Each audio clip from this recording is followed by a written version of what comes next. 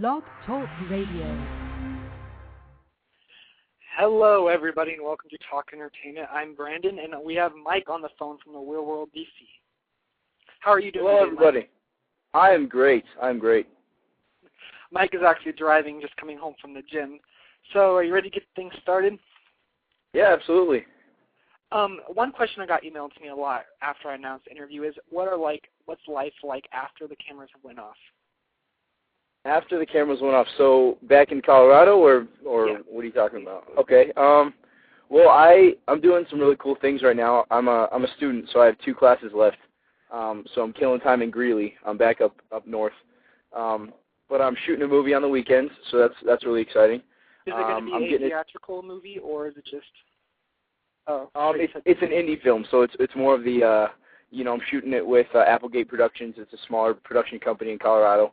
And we're airing it, and then it's going to go to the Sundance Festival and hopefully get picked up by, bigger producers. So it's a smaller film, but it's a really good opportunity to, get some time in front of the camera acting and get critiqued and criticism and just basically train to do larger films. Is that ultimately what you want to do, is be an actor?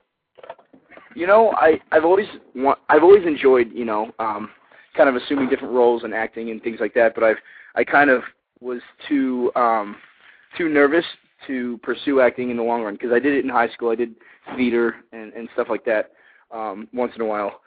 When it wasn't wrestling season, I'd go from wrestling practice to theater, and that was kind of my thing. And coming to college, I decided to do business because it was less risky, and I didn't really want to put myself in the position of maybe waiting tables for the next 10 years trying to get my big break. So I chose business, but ultimately if acting works out for me, then I'm all for it. So that was one of the questions. So at the University of Northern Colorado, you are studying business? Yeah, I'm a business major right now.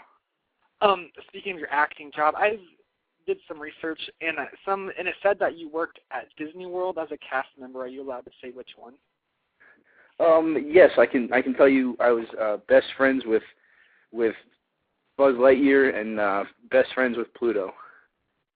Oh. So did you like working at Disney World? Yeah, it was a blast. It's fun to, kind of put on a mask and pretend to be somebody else and have all these little kids running up to you and, thinking you're a superhero or, Mickey's dog or something like that. It was fun. And plus the after, behind the scenes, like getting to know all the other cast members and things like that. It was. Were you there for the Disney offers like a college program? Were you there for the college program, or was it an intern? Yeah. It was for the college program. Another question that I have is, do you think so far you're being portrayed right on The Real World? Yeah, I think that so far from the 4 episodes I've seen, I said what I said and I did what I did, and they show all the important stuff. So I think that I'm absolutely being portrayed, because it's kind of last night you saw me and Ashley fight, and she did things that would piss me off in real life, and then the episode before that you saw me go in for my interview and bring my resume, and that was something I do in normal life. So yeah, to answer your question, yes. Is there anything you did to kind of show off to the camera a little bit? Like that you remember?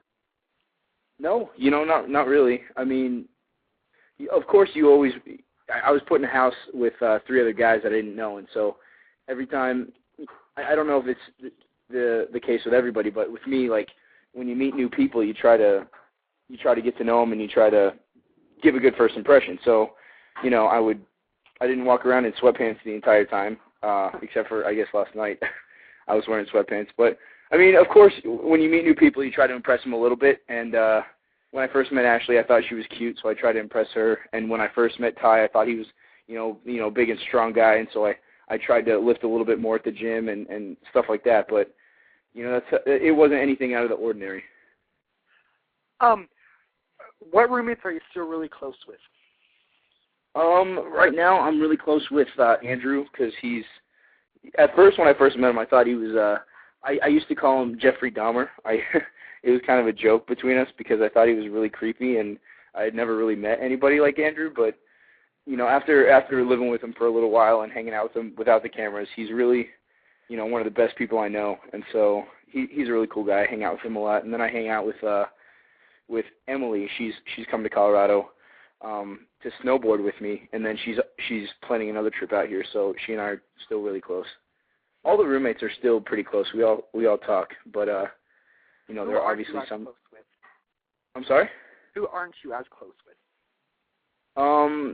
To be honest, we don't really talk to Josh that much because he's out there doing his own thing with the band and whatnot, and so he's a little bit harder to reach than anybody else. But when we see each other, we still all have fun and party and hang out. So I see that there's an event planned for Wicked Liquid. Are you going to attend that event in Washington? Is that maybe if I can get out there, I will, but I'm not sure if I'm going to be able to fly out there for the event.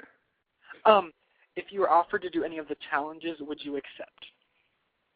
Absolutely. I mean, if somebody's going to pay me to, jump out of a helicopter and grab a flag or climb up a wall or something, then I'm all for it. I'm really, really competitive, and so I think that would just add another element to, living with a group of other people that you don't even know. We just got done talking about Andrew, but here's the question I've been getting quite frequently. Since last night's episode, moving into the house, did you think Andrew was really a virgin? No. I called bullshit right when I heard half of the stuff that he was saying. He was telling Emily that he was like a professional skydiver and a cage fighter, and that he, did all this stuff, and I know some guys that actually, do MMA fighting and do some more of the extreme stuff, and he just didn't fit the character, the persona of those other guys. So I kind of had my suspicions, and then when he would tell Emily something and laugh in her face, and then she would still believe him, I kind of called him out.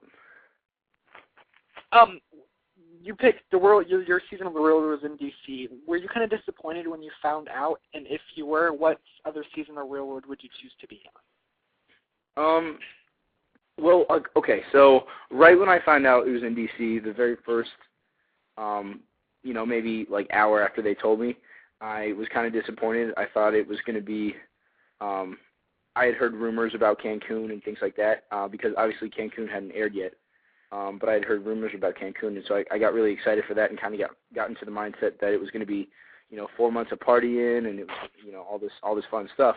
And then when I really thought about it, I was happy it was in D.C. because I'm being broadcast to, millions of people, and why would I want millions of people just to see me get drunk and be in an environment that's going to be, conducive to nursing one hangover after the other? So I thought about it, and I was like, you know what, this is D.C., this is, kind of the hub where everything happens, where shit gets done. We just have a new president.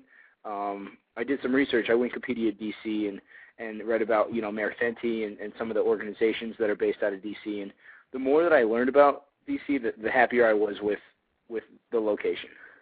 Mm-hmm. Speaking of the town of D.C., what were some of your favorite hot spots to go to in D.C.? Let's see. I mean, I can name so many. We did a good job at going to, being really eclectic in our choices of places to visit. So one night we go to Georgetown, one night we go to Adams Morgan, one night we'd stay in DuPont, one night we'd stay in the house and just hang out. And so every night was something different. But I think maybe if I had to say like my top 5, it'd probably be Rhino Bar, it'd probably be Shadow Room. It'd probably be Halo if you want to just have just a chill atmosphere. I really liked Fly Lounge, and let's see what else. And then I'd maybe Madam's Organ just because it had live music. Mm-hmm. So those are the ones you would say. So you'd highly recommend those if anybody was traveling to DC. Yeah. Oh, and Shadow Room. That's a badass place too. Ashley has been noted as the girl with lots of opinions. Do you think Ashley has a lot of opinions? Yes. That's like asking if an elephant's big. I mean, Ashley, she's a breed of her own. You know how I said Andrew is a breed of his own? Well, so is Ashley. She's the type of girl that, in the beginning, if you don't really know her and you kind of, set off the switch, then she'll be your worst enemy. But then once you get to